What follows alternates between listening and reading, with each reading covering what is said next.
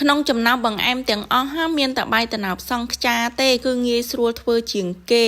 ហើយនិយាយពីរសជាតិវិញក៏ឆ្ងាញ់ណាស់ដែរបងប្អូនទិញតែអង្ករដំណើបយកមកដាំបាយចំណែកឯពងទាសង្ខ្យានេះគឺងាយស្រួលធ្វើទេបងប្អូនហើយស្រោចទឹកខ្ទិះតិចទៀតមកគឺកាន់តែឆ្ងាញ់ទឹកខ្ទិះសម្រាប់ស្រោចដំណើបសង្ខ្យានេះក៏អត់មានអីពិបាកធ្វើដែរប៉ុន្តែមុននឹងធ្វើទឹកខ្ទិះគឺខ្ញុំមកធ្វើពងទាសង្ខ្យាចំហុយសិនណាបងប្អូន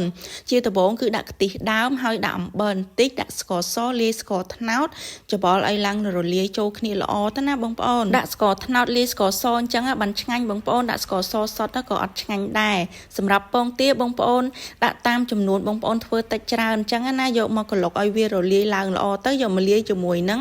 ស្ករដែលយើងលាយជាមួយនឹងខ្ទិះដូងមិញហ្នឹងដាក់ចូលគ្នាទៅណាបងប្អូនវាយឲ្យតតែឡើងល្អបើបងប្អូនមានប្រដាប់វាយពងទាអាហ្នឹងឡើងល្អបងប្អូនដោយសារតែខ្ញុំអត់មានណោះចឹងហើយក៏ខ្ញុំវាយនឹងសាប៊ីនឹងទៅប៉ុន្តែខ្ញុំវាយរៀងយូរដែរដើម្បីឲ្យវាឡើងល្អដោយសារខ្ញុំធ្វើលក្ខណៈញ៉ាំគ្រួសារទេចឹងទៅខ្ញុំក៏បានទិញប្រដាប់វាយនឹងមកបន្ទាប់ពីវាយឡើងហើយគឺខ្ញុំដាក់ចំហុយបងប្អូនចំហុយតែមួយផ្លែតដែរទេគឺឆ្អិនហើយនេះខ្ញុំបើកលើកទី2បងប្អូនបើកដំបូងគឺវាឡើងល្អមែនតែនប៉ុន្តែបើកម្ដងទៀតទៅគឺវារៀងស្រក់បន្តិចឯងចំហុយពងទាសង្ខ្យាឆ្អិនហើយឥឡូវខ្ញុំមកធ្វើទឹកស្រោចខ្ទិះបាយដំណើបសង្ខ្យាយើងវិញម្ដងជាដំបូងដាក់ខ្ទះឲ្យក្តៅដាក់ទឹកខ្ទិះដូងដើមបងប្អូនបន្ទាប់មកដាក់អំបិលបន្តិចដាក់ស្ករសហើយនឹងម្សៅឆាបន្តិចដែរបងប្អូន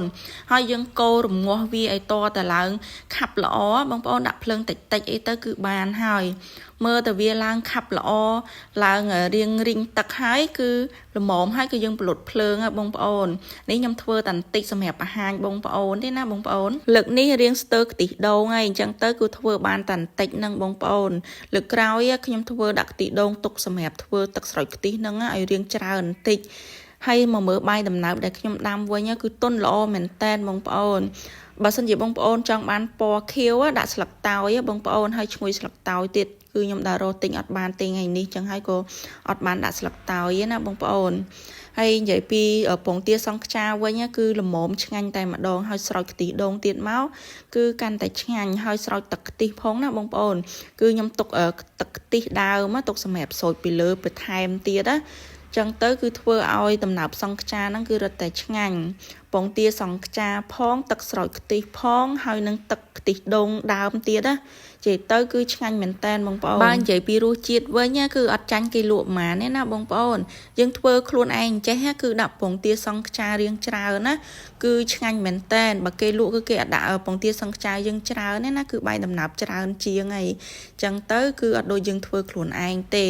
គឺបានឆ្ងាញ់ណាហើយយើងបានរសជាតិផ្អែមអីល្មមតាមរសជាតិដែលយើងចង់បានទៀត